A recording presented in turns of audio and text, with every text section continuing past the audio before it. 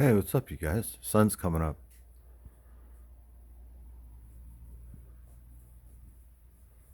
Um, let's make a video. Let's look at some stuff. Look at something. Good morning. Hello out there. Good afternoon. Good evening. Whatever it may be, wherever you are. Excuse the bumping around and banging around. I am placing you in a tripod. Let's move the tripod. This might make more noise as well. Shake you around. There we go. This is probably pretty good. How about that? That's okay for now. This is an Ernie puppet from the early 70s. One of the original first Sesame Street puppets that they put out. Uh, there's a lot of stuff. They did a lot of marketing. But this was like, this series of puppets was the biggest, kind of the penultimate of Sesame Street toys in, say, like 1972 or 1971, whenever this came out. And this one's in good shape. This isn't my original one. I didn't have this as a kid. I did have Bert, though. Isn't that kind of funny? Is that the one that I had was Bert, and then now the one that I have is Ernie. So the reason why I have Bert, and also the reason why I think Bert was the only one I ever had. Like, obviously, I wanted Oscar the Grouch, right? Um, even at a young age, I identified with with the shell shocked veteran way of life. So yeah, because I think Oscar is the homeless, untreated PTSD veteran of Sesame Street. Um, but because it was so popular, so we were living in San Jose at the time, but because it was so popular, the show, uh, these were sold out. Like, we went to, I remember it was either Toys R Us or King Norman's. She took me there, and there was almost none. Like, maybe there was Big Bird, and that was it, right? And so I had to get Bert. It's like the best choice of what was available was Bert. So over the years, I think that this plastic is hardened, because I just remember my Bert puppet being softer, and I just think over the years the plastic is kind of hardened.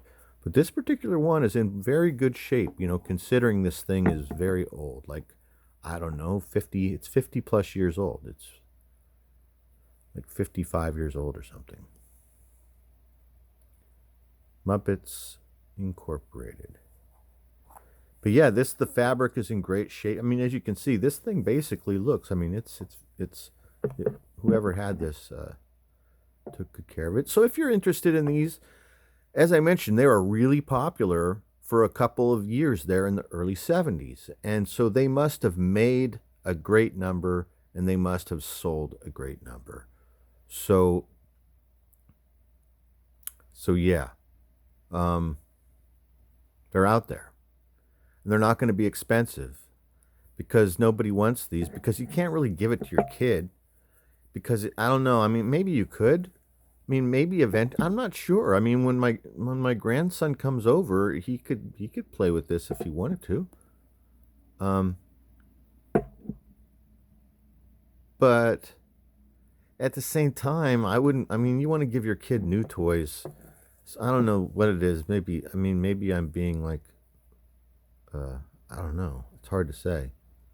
That doesn't make much sense, because maybe the old toy would be better for a kid. I'm just thinking about health wise. Like, what would he? So I was thinking, maybe you want to give your kid like this, a clean new toy that's never been touched by human hands. But that's a lie. They've all been touched by human hands. They come from factories in third world countries.